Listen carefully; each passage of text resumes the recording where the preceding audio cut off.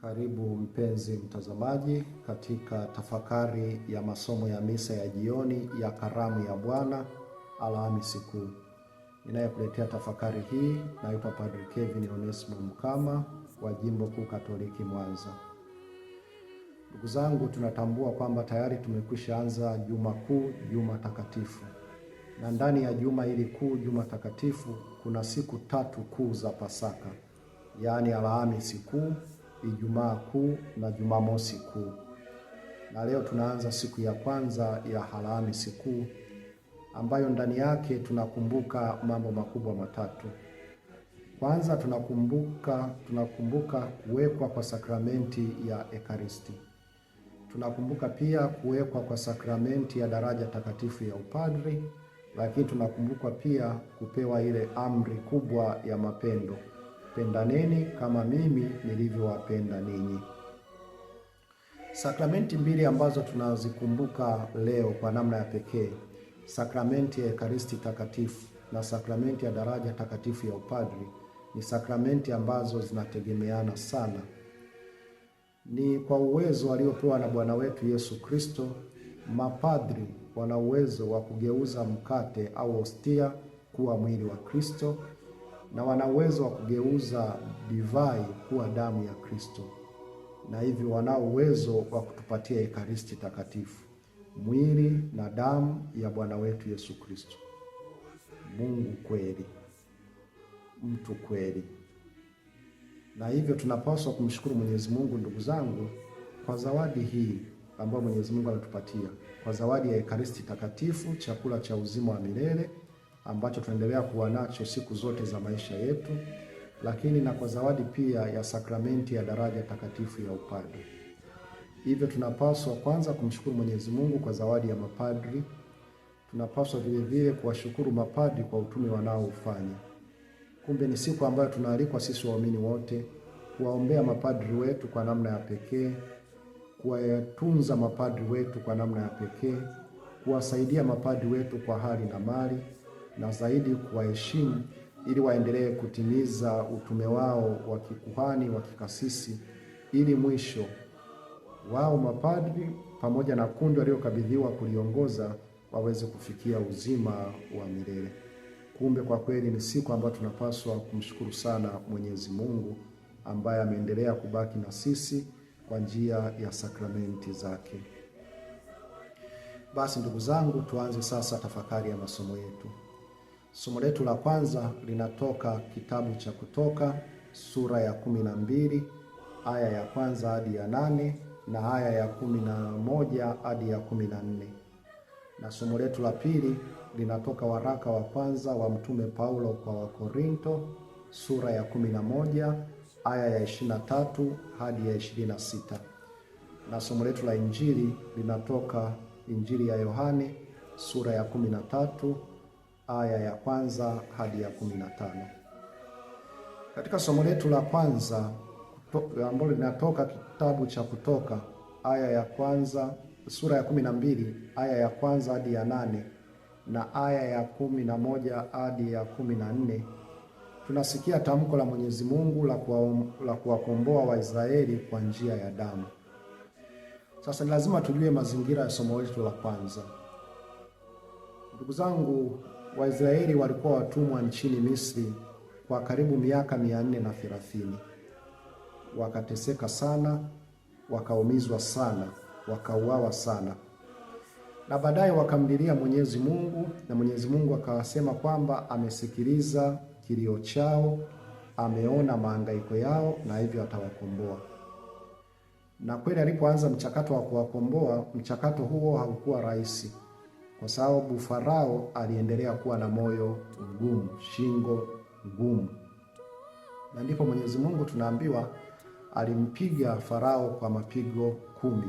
Na pigo ambalo lilimfanya Farao akawaachia Waisraeli wakaondoka nchini Misri lilikuwa ni lile pigo la 10, ambako Mwenyezi Mungu alisema kwamba atawaua wazaliwa wa kwanza wa Misri, wawe ni wa binadamu, wawe ni wa wanyama, wote watakufa.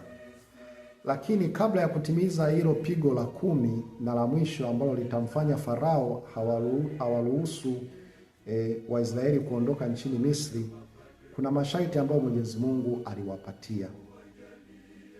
Anawaambia kabla ya kutimiza hilo pigo la 10, kwanza wana wa Israeli watapaswa kutafuta mwanakondoo asiye na ila. Mwanakondoo huyo wamchinje, na baada ya kumchinja wachukue damu yake wapake katika miimo miwili ya nyumba zao na katika vizingiti vya juu. Na hiyo damu itakuwa na maana gani? Tunasikia katika somo letu hilo la kwanza, anasema Mwenyezi Mungu, na ile damu itakuwa ishara kwenu katika zile nyumba mtakazokuwamo, nami nitakapoiona ile damu nitapita juu yenu, lisiwapate pigo lolote likawaharibu nitakapoipiga nchi ya Misri. Kwa ile damu ilikuwa ni ishara ya kwamba ndani ya nyumba hiyo wanaishi Waisraeli, na kama wanaishi Waisraeli hawapaswi kuuawa, kwa sababu lengo la Mwenyezi Mungu ilikuwa ni kuwaangamiza wazaliwa wa kwanza wa Wamisri na wala sio wazaliwa wa kwanza wa Waisraeli. Pamoja na kupaka hiyo damu katika miimo ya nyumba pamoja na vizingiti, lakini kuna masharti mengine ambayo Mwenyezi Mungu amewapatia. Anasema huo mlo ambao utakuwa ni mlo wa Pasaka ya kwanza ya Wayahudi, huo mlo, huyo mwana kondoo aliwe haraka haraka. Lakini pamoja na hiyo anapaswa kuliwa pamoja na mkate usiotiwa chachu. Pamoja na hiyo pia anapaswa kuliwa na mboga chungu. Sasa haya mambo yana maana sana. Kwa nini wanapaswa kula mlo huo haraka haraka? Kwa sababu bado Wamisri wataendelea kuwafuatilia Waisraeli. Kwa hiyo wanapaswa kula haraka haraka na kuondoka haraka haraka, kwa sababu bado adui zao wanaendelea kuwafuatilia, hawataridhika na kitendo hicho. Lakini wanapaswa kula na mkate usiotiwa chachu, kwa sababu kwa kweli hakutakuwa na muda wa kusubiri mpaka mkate uumke ndio wapike wale. Na hivyo wanapaswa tu kuchukua mkate usiotiwa chachu, yaani mkate usiokuwa na amira. Tunajua kwamba kazi ya amira ni kufanya mkate au unga ule uvimbe, na kitendo cha unga kuvimba kwa ambacho unga ambao tayari umewekewa amira huchukua muda mrefu. Kwa hiyo hawana huo muda wa kupoteza, wanapaswa kula haraka haraka waondoke. Lakini wanapaswa kula pamoja na mboga chungu. Hii ni ishara ya kuwakumbusha machungu yote na mateso yote walioyapata wakiwa watumwa katika nchi ya Misri. Na hivyo kwa tukio hilo, ndugu zangu, Mwenyezi Mungu ni kweli atakapopita kuangamiza wazaliwa wa kwanza wa Misri, atakapoona damu, yule malaika atakapoona damu imepakwa katika miimo ya nyumba na vizingiti, basi ataruka zile nyumba za Waisraeli na kuangamiza nyumba za Wamisri. Na hivyo Waisraeli wataokoka, wataponywa na kifo kwa sababu ya ile damu ya mwana kondoo asiye na ila ambayo imepakwa katika miimo na vizingiti vya nyumba zao. Ndugu zangu, tukio hilo ni Pasaka ya kwanza ya Wayahudi, lakini ambayo inapata ukamilifu wake katika Pasaka yetu ya Kikristo. Yule mwana kondoo asiye na ila ambaye alichinjwa na damu yake ikapakwa katika miimo na vizingiti vya nyumba ndiye Bwana wetu Yesu Kristo, mwana kondoo asiye na ila, ambaye damu yake haipakwi katika miimo na vizingiti, lakini inamwagika pale msalabani ili sisi tuweze kupata uzima, tuweze kuepushwa na kifo. Kama ambavyo Mwenyezi Mungu hakuangamiza Waisraeli kwa sababu ya ishara ya damu iliyopakwa katika milango yao, katika miimo na vizingiti, kadhalika ndivyo na sisi wa Kristo tunaepushwa na kifo kwa damu ya mwana kondoo inayomwagika pale msalabani. Tukio la Bwana wetu Yesu Kristo linapaswa kutukumbusha daima uchungu wa dhambi, mateso ya dhambi, kwamba dhambi inatutesa, dhambi inatuletea uchungu. Na kwa kuwa yeye amekufa msalabani ili sisi tupate uzima wa milele, tunapaswa hata sisi kuifia dhambi, kuacha dhambi, kuepukana na mila na tamaduni potofu, kuepukana na dhambi za uzinzi, kuepukana na majivuno, kuepukana na kiburi na dhambi zote zile ambazo zinatutenga mbali na Kristo. Kwa sababu ndugu zangu, tumekombolewa kwa damu ya thamani kuu ya Bwana wetu Yesu Kristo. Kwa hiyo tukio la Waisraeli kukombolewa kwa njia ya damu kule Misri ni ishara ya kifo cha Bwana wetu Yesu Kristo msalabani, ambacho kinatupatia sisi uzima wa milele. Katika somo letu la pili ambalo linatoka waraka wa kwanza wa Mtume Paulo kwa Wakorinto sura ya 11 aya ya 23 hadi ya 26, Paulo anawaeleza Wakorinto namna anavyofahamu jinsi ilivyowekwa sakramenti ya Ekaristi. Paulo anasema hivi: kwa maana mimi nalipokea kwa Bwana niliyowapa ninyi, ya kuwa Bwana Yesu siku ule aliotolewa alitwaa mkate, naye akiisha kushukuru akaumega, akasema, huu ndio mwili wangu ulio kwa ajili yenu, fanyeni hivi kwa ukumbusho wangu. Na hivi hivi baada ya kula akakitwaa kikombe, akisema, kikombe hiki ni agano jipya katika damu yangu, fanyeni hivi kila mnywapo kwa ukumbusho wangu. Paulo anaelezea kuhusu Ekaristi Takatifu. Ndugu zangu, wapo watu wengi ambao wana mashaka juu ya Ekaristi Takatifu. Wanasema, inawezekanaje mkate ukawa mwili wa Kristo? Inawezekanaje divai ikawa damu ya Kristo? Lakini Paulo anatueleza vizuri kwamba Yesu mwenyewe alichukua mkate akasema, huu ni mwili wangu. Akachukua kikombe cha divai akasema, hii ni damu yangu. Bwana wetu Yesu Kristo alipochukua mkate akusema, mkate huu ni ishara ya mwili wangu, au mkate huu ni kama mwili wangu. Hapana, anasema mkate huu ni mwili wangu, kikombe hiki cha divai ni damu yangu. Na watu wanajaribu kupinga kwamba haiwezekani mkate ukageuka kuwa mwili wa Kristo, haiwezekani divai ikageuka kuwa damu ya Kristo. Lakini kuna swali moja tu tunapaswa kujiuliza, au kumuuliza yeyote yule ambaye anaamini katika Biblia, Mkristo yeyote yule, kwamba je, iliwezekanaje Bwana wetu Yesu Kristo katika harusi ya Kana akabadili maji ambayo kwa asili wala huwa hayana kilevi, akabadili maji akageuza maji yakawa divai ambayo kwa asili ina kilevi? Iliwezekanaje?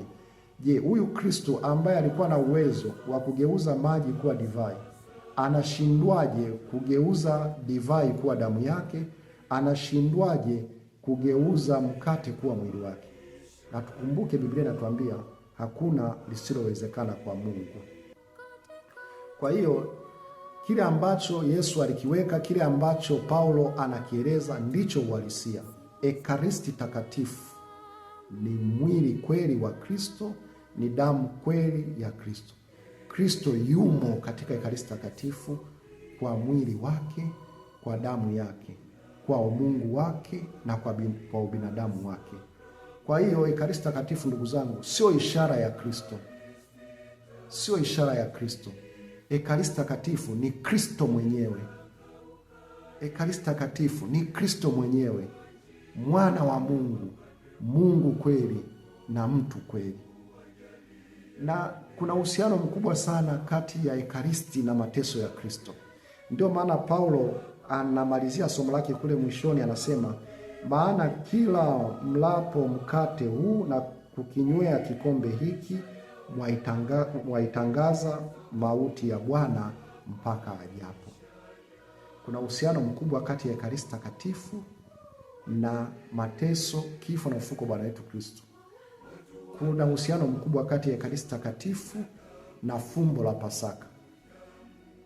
Bwana Yesu Kristo msalabani anamwaga damu yake, na kwenye karamu ya mwisho alisema yeye mwenyewe, ni damu yake itakayomwagwa kwa ajili yetu sisi. Na kweli pale msalabani anapoteseka anamwaga damu yake. Kwenye karamu ya mwisho anasema, mwili huu, mkate huu ni mwili wangu utakaotolewa kwa ajili yenu. Ni kweli pale msalabani Yesu Kristo anautoa mwili wake kwa ajili ya uzima.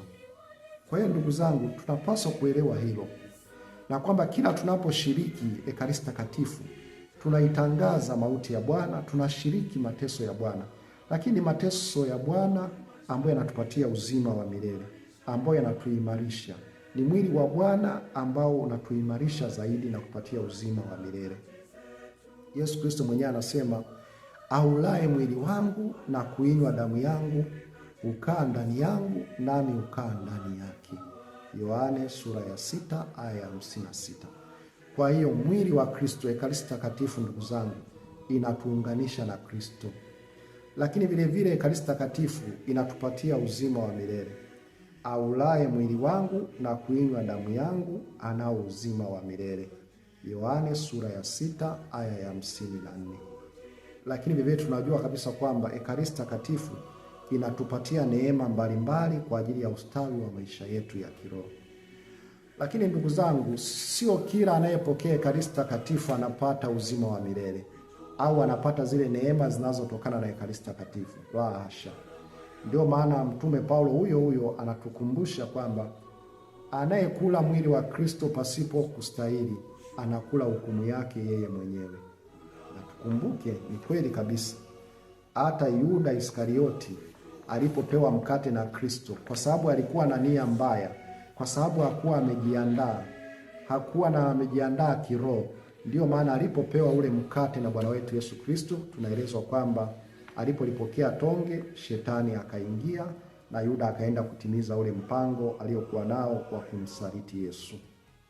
Kwa hiyo faida za Ekaristi Takatifu, ndugu zangu, tunazipata tu ikiwa tumejiandaa vizuri, ikiwa tuko katika hali ya neema. Vinginevyo chakula hiki, Ekaristi Takatifu, ikipokelewa katika hali chafu, katika hali isiyo ya neema, inageuka kutudhuru, inakuleta madhara kwetu kama ilivyomletea madhara Yuda Iskarioti. Kitu kizuri chochote, na Ekaristi ni kitu kizuri, kitu kizuri chochote kikipokelewa na mtu mwenye nia mbaya, ambaye hana maandalizi mazuri ya kiroho kama ilivyokuwa kwa Yuda Iskarioti, huleta madhara kwa mtu huyo. Ekaristi Takatifu inapaswa kupokelewa wakati mtu amejiandaa. Ndugu zangu, tuingie sasa katika injili yetu.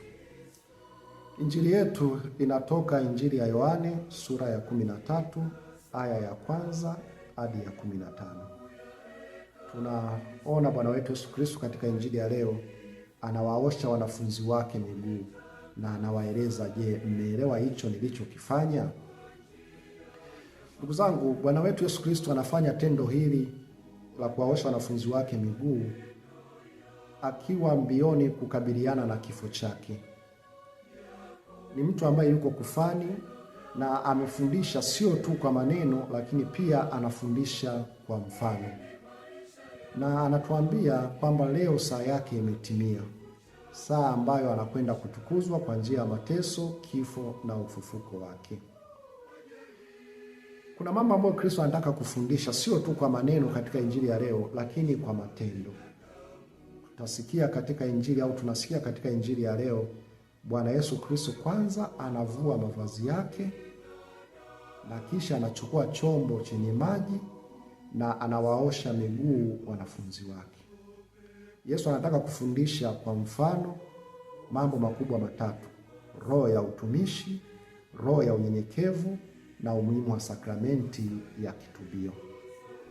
Labda ndugu zangu, tuanze kuangalia mambo hayo kwa undani kidogo. Yesu anapovua mavazi na kuanza kuwaosha wanafunzi wake miguu, anataka kutufundisha nini?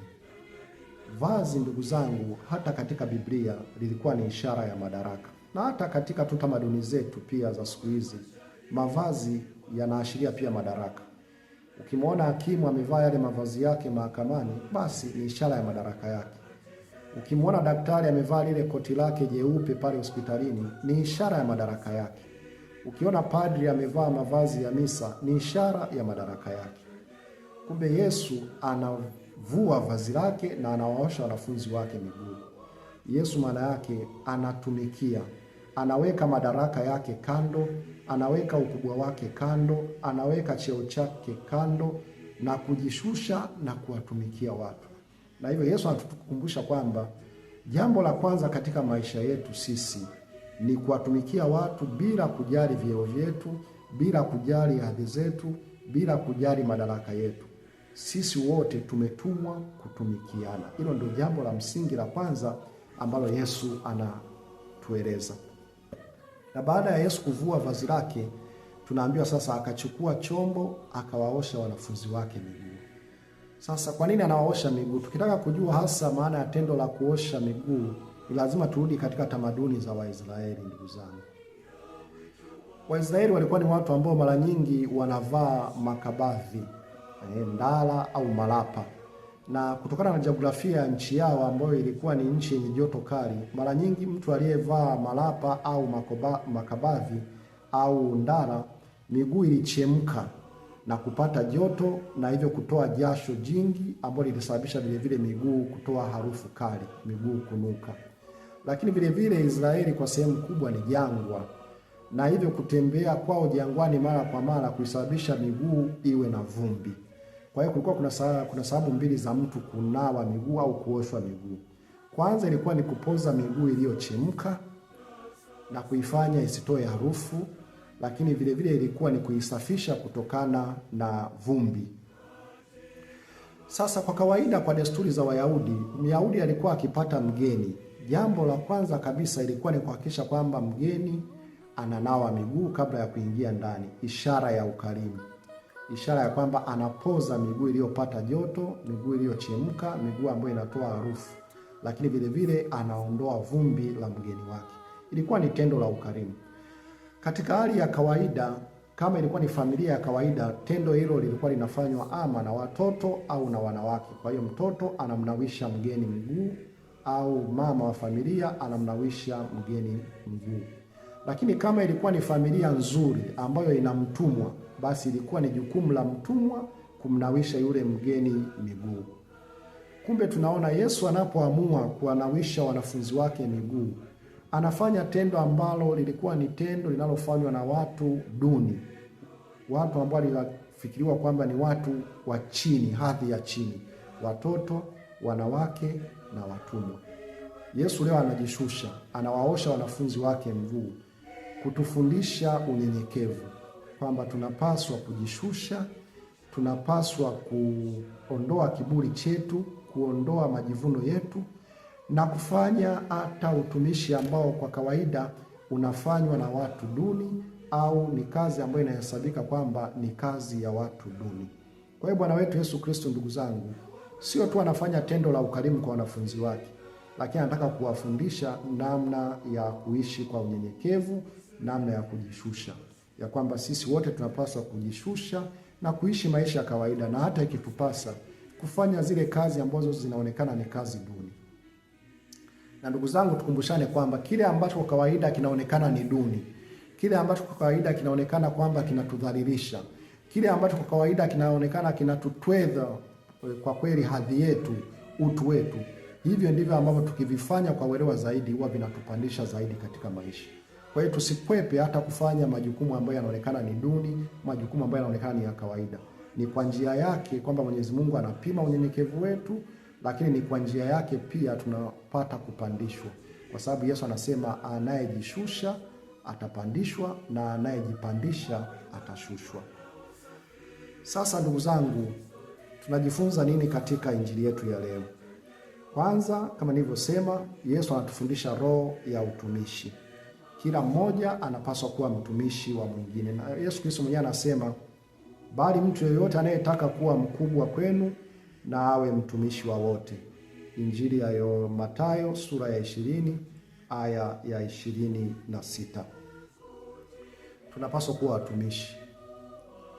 Ndugu zangu, mara nyingi pengine tunaweza tukajifanya watumishi, lakini kumbe katika uhalisia ndani yetu hakuna roho ya utumishi. Kuna watu ambao wakipata cheo, wakipata madaraka, badala ya kuwatumikia watu, wanaanza kujitumikia wao wenyewe na familia zao. Wanaanza kutumikia matumbo yao, wanaanza kutumikia majina yao, wanaanza kutumikia umaarufu wao. Na hivyo Yesu anatukumbusha kwamba hapana, cheo chochote tulicho nacho ni nafasi ya kuwatumikia watu. Tena kuwatumikia bila kujali tofauti zao, bila kujali mtazamo wao, kuwatumikia bila kuwabagua. Bahati mbaya katika nyakati zetu pengine tunatumikiana kwa kubaguana, namtumikia huyu kwa sababu ni mtu wa kabila langu, namtumikia huyu kwa sababu ni mtu wa dini yangu, nampa huyu cheo kwa sababu ni mtu wa dini yangu, nampa huyu cheo kwa sababu ni mtu wa kabila langu. Hapana, tunapaswa kutumikia, kujishusha, kutumikia wengine, na hata ikitubidi kutoa maisha yetu kwa ajili ya watu wengine. Lakini vile vile somo hili linatukumbusha juu ya unyenyekevu. Unyenyekevu ni pale ambapo tunakubali kufanya hata kile ambacho machoni kwa watu kinaonekana ni dhaifu. Kile ambacho Yesu anafanya leo, kazi ile ambayo ilikuwa ni ya mtumwa, kazi ile ambayo pengine angefanya mtoto mdogo, kazi ile ambayo pengine angefanya mwanamke ambaye katika jamii ya Kiyahudi alionekana kwamba hana nafasi yoyote, basi ndio kazi ambayo Bwana wetu Yesu Kristo anaifanya. Kumbe tunakumbushwa kuwa wanyenyekevu. Unyenyekevu ni mama wa fadhila nyingine zote katika maisha yetu kama Wakristo. Na ndio maana hata maandiko matakatifu yanatukumbusha kwamba Kristo Yesu ambaye yeye mwanzo alikuwa yu namna ya Mungu, naye akuona kule kuwa sawa na Mungu kuwa ni kitu cha kushikamana nacho, bali alijifanya kuwa hana utukufu, akatwaa namna ya mtumwa. Wafilipi sura ya 2 aya ya 6 hadi ya 7. Ndugu zangu, unyenyekevu ni mama wa fadhila zote. Na unyenyekevu haina maana ya kuwa mtumwa, hapana. Kwamba mtu akugeuze wewe kuwa mtumwa na unasema mimi ni mnyenyekevu, hapana. Unyenyekevu ni pale ambako uko tayari hata kufanya yale ambayo kimsingi pengine ambayo usingependa kufanya, lakini uko tayari kuyafanya kwa ajili ya sifa na utukufu wa Mwenyezi Mungu. Uko tayari kuyafanya kwa ajili ya mafaa ya watu wote. Huo ndio hasa unyenyekevu ambao tunaalikwa. Lakini vile vile kitendo cha Yesu kuwaosha wanafunzi wake miguu kinadokeza sakramenti ya kitubio. Sakramenti ambayo Kristo yeye mwenyewe kwa njia ya sakramenti ya kitubio anatusafisha dhambi zetu, anatuondolea mavumbi ya dhambi, anasafisha roho zetu. Kwa hiyo inadokeza sakramenti ya kitubio. Kumbe tujifunze ndugu zangu kuikimbilia sakramenti ya kitubio, kuiendea sakramenti ya kitubio ambapo Bwana wetu Yesu Kristo anafuta dhambi zetu, anatusafisha roho zetu. Kama ambavyo tunaoga, kama ambavyo tunaipendezesha miili yetu kwa vipodozi, kwa perfume, kwa wanja na kadhalika, kwa kuipaka mafuta ili inawiri, ipendeze, ivutie, kadhalika pia roho zetu zinahitaji kuoshwa, zinahitaji kusafisha. Na hivyo ni lazima kumkimbilia Kristo atuoshe. Basi ndugu zangu wapendwa, na mwisho kabisa, baada ya Bwana Yesu kumaliza kuwaosha wanafunzi wake miguu, anasema, basi ikiwa mimi niliye Bwana na mwalimu nimewatawadha miguu, imewapasa vivyo kutawadhana miguu ninyi kwa ninyi. Ni mwaliko wa Bwana wetu Yesu Kristo kwetu sote, mwaliko wa kusafishana, mwaliko wa kutawadhana miguu. Bwana Yesu Kristo anataka kila mmoja ahusike katika jukumu la kumsafisha mwenzake, na wala sio jukumu la kumchafua mwenzake. Utamsafisha mwenzako pale tu ambapo utamrekebisha kindugu anapokosea. Utamsafisha mwenzako pale unapokaripia uovu anaofanya. Utamsafisha mwenzako pale ambako unamtunzia siri na heshima yake. Utamsafisha mwenzako pale ambako utakuwa tayari hata kubeba maumivu anayobeba mwingine katika moyo wako. Kumbe ndugu zangu, sisi wote tunapaswa kutawadhana miguu, tunapaswa kusafishana. Lakini kwa bahati mbaya katika ulimwengu wa leo, watu tunapakana matope, tunachafuana. Huko maofisini watu wanachafuana kwa ajili ya kupata vyeo au kusababisha mwingine ashushwe vyeo. Kwenye taasisi zetu mbalimbali, ziwe za kikanisa, ziwe za kiraia, watu wanachafuana. Watu wanachafuana katika mitandao, watu wanashushiana heshima katika familia, wazazi wanatukanana mbele ya watoto. Hiyo yote ni kuchafuana na kushushiana heshima katika jamii. Bwana wetu Yesu Kristo anatutaka kila mmoja ahusike kumsafisha mwenzake. Kumbe ni jukumu letu sisi sote kusafishana. Tuache tabia ya kuchafuana, tabia ambayo haijengi taifa, tabia ambayo haijengi familia, tabia ambayo kwa kweli inaharibu kabisa mfumo mzima wa maisha. Kwa kumchafua mwenzako unaweza ukamharibia maisha yake yote, ukaharibia maisha hata wale wanaomtegemea. Unapomchafua mwenzako unamharibia ndoto zake. Kwa hiyo ni vizuri kila mmoja akajifunza kumsafisha mwingine. Ndugu zangu wapendwa, niwatakie maadhimisho mema ya Pasaka na Mwenyezi Mungu awabariki sana.